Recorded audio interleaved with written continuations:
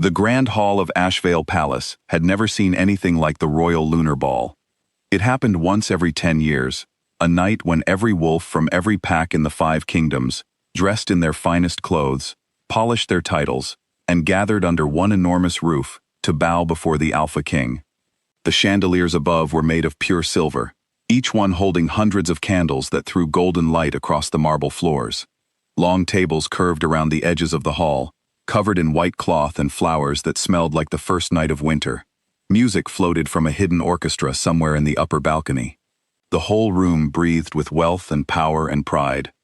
It was exactly the kind of place where Seraphine Voss did not belong. She knew that. She had known it since the morning the invitation arrived at her small cabin door, a crisp envelope sealed in dark wax, stamped with the royal mark. She had turned it over in her hands 3 times, reading her name again and again, as if she expected it to change.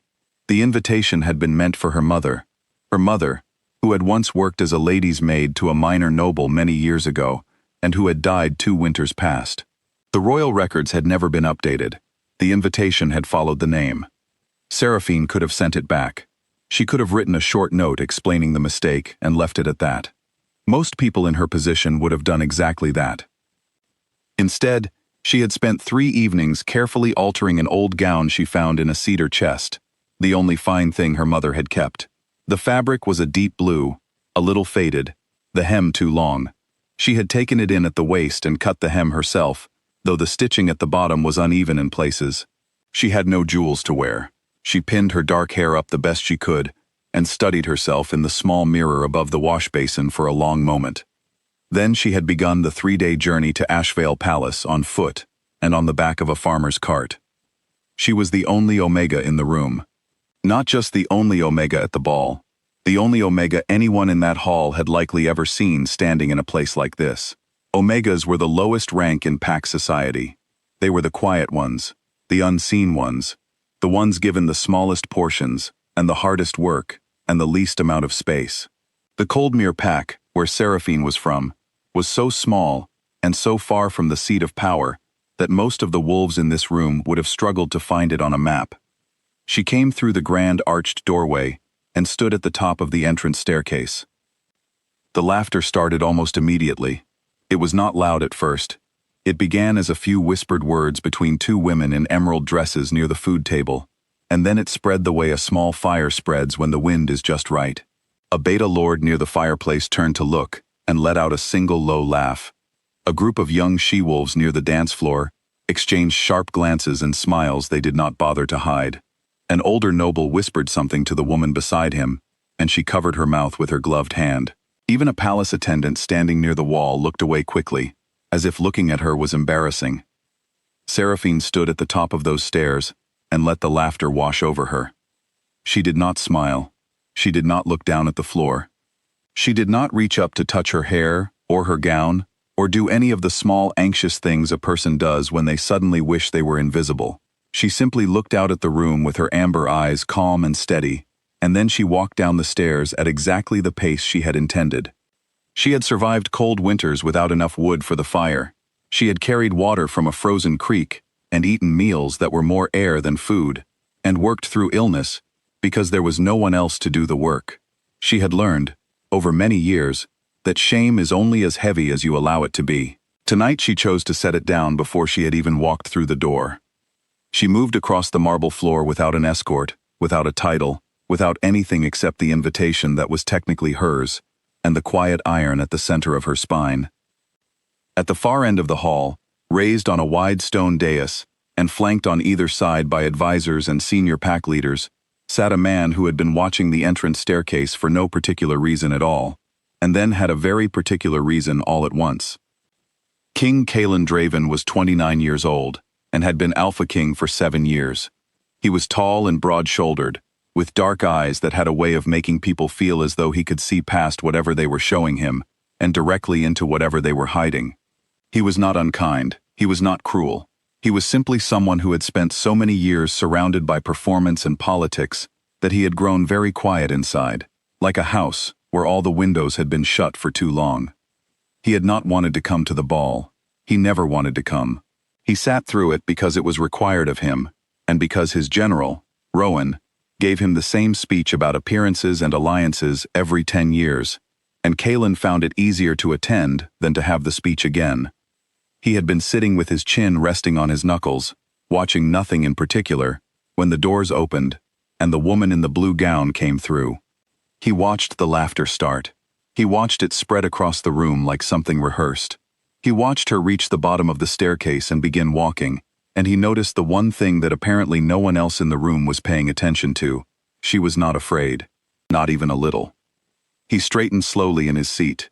His dark eyes followed her across the floor. Beside him, General Rowan noticed the shift and turned to see what had caught the king's attention. He looked at the woman. He looked back at the king. He opened his mouth. "Is something wrong, Your Majesty?" "No," Kaelin said quietly, not looking away from her. "Something is right." Rowan had no idea what to do with that answer, so he said nothing. Across the hall, the head mistress of ceremonies, Lady Edwina Crossvale, a tall woman with silver hair and a talent for handling awkward situations without ever letting her expression change, had glided up beside Seraphine with the practiced grace of someone who had managed palace events for 30 years. "My dear," Lady Edwina said, her voice low and smooth and pleasant in the way that a politely worded letter declining your request is pleasant. "There has been a small clerical error with your invitation. These things happen in the records office from time to time. We have arranged a quiet exit through the east wing. It is very discreet.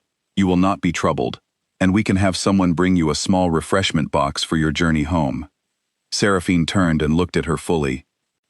"I received a formal royal invitation," she said. Her voice was not loud. It was not shaking.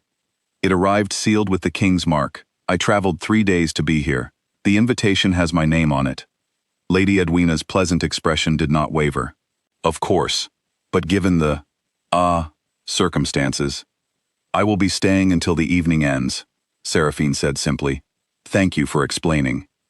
Lady Edwina drew a breath, preparing the next gentle, polished version of the same message. Around them, the nearest guests had gone quiet, watching. And then a voice came from across the hall. It was not raised. It did not need to be. It was the kind of voice that a room simply stops for, the way wind stops when something large and steady steps into its path. "The lady stays." Every head turned. King Kaelin had risen from his seat.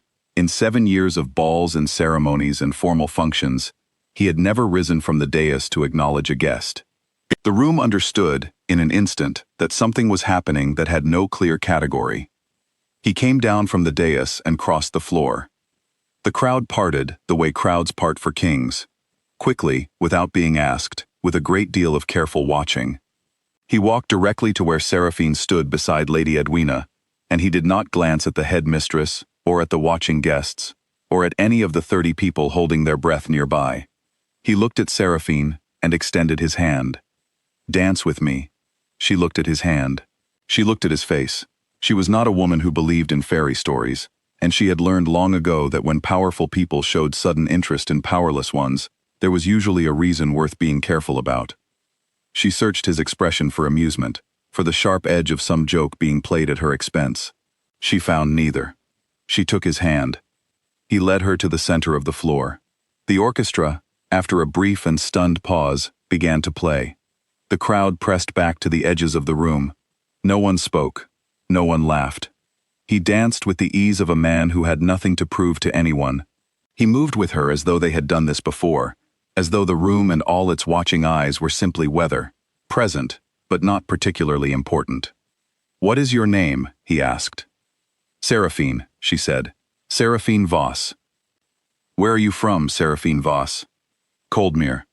He did not flinch at the name, or search his memory for it, or give her the look she was used to, the small, polite blankness people wore when they had never heard of a place and did not think it worth asking about. He simply nodded as though the answer was complete. "Why did you come tonight?" he asked after a moment, alone, knowing what would happen. She was quiet for a few steps. The music moved around them like something breathing. "Because I was invited," she said, "and I have spent my whole life being told that certain spaces were not made for me." She met his eyes steadily.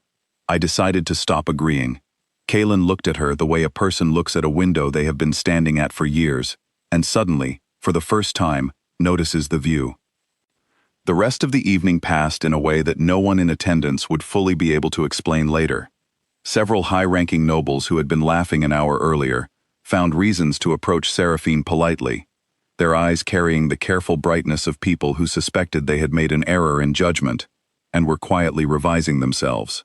Lady Edwina was, by the following morning, reassigned to a post managing records in the northern provinces. The king remained at Seraphine's side for the remainder of the ball, not loudly, not with any grand announcement, simply present, a constant and unmistakable fact that the room had to organize itself around. When the last candles began to gutter and the guests started gathering their things, Seraphine collected her cloak from a footman and walked toward the front of the palace. She had no room arranged. She had planned to begin the long walk back before the sun came up, to be well clear of the palace before the morning light made her presence there feel more out of place than it already had. She was standing on the wide front steps, looking out at the dark grounds, when she heard his footsteps behind her. "You are not leaving tonight," Kalen said. It was not quite a command. It was the quiet, certain way of saying something he had already decided. She turned. "A room has been prepared," he continued. "Your journey home will be arranged with a proper escort. And I would like to speak with you again, tomorrow, if you are willing, and the day after." She studied him in the moonlight. The lunar ball's moon was enormous that night, round and bright, and hanging low over the palace towers, as if it had leaned in to watch. She searched his face one more time for the angle she was certain must exist. She did not find it. "Why?" she asked. The word was simple and honest, and carried everything beneath it. The laughter, the long journey, the uneven hem, the years of Coldmere, and small portions, and too little space. He was quiet for long enough that she thought he might not answer. Then he said, "Because I have been Alpha King for 7 years, and I have stood in rooms full of every kind of powerful and important and accomplished person you can imagine." He paused. "You are the first person I have ever watched walk into a room that was trying its hardest to make her feel small, and make the room feel small instead." The wind moved through the palace gardens below them. Somewhere in the dark, something was blooming. Seraphine stood on the stone steps in her borrowed gown, and her uneven hem, and her pinned-up hair. She had come to the ball with nothing but an invitation that was not entirely hers, and she had walked through a room full of laughter without once looking at the floor. She looked at the king. She said yes.